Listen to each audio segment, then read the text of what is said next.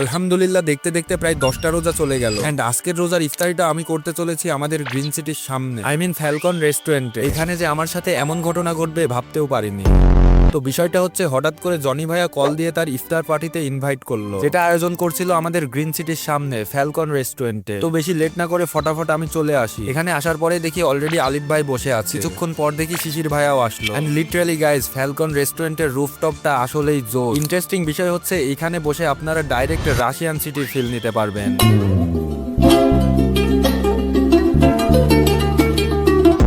ইফতারি নেওয়ার টাইম হয়ে গেছিল, তাই আমরা সবাই যার যার সিটে বসে পড়ি। এন্ড আমার পাশে বসছিল তো আড্ডা নয়ন।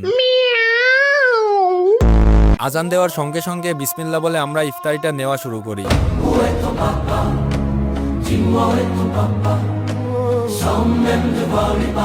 এন্ড ঘটনা ঘটছে তো এইখানে। মূলত আমি গরুর মাংস খাই না, আর আমার আইটেমে পড়ছে গরুর মাংস, যদিও বা মাংসগুলো আমি শিশির ভাইকে দিয়েছিলাম।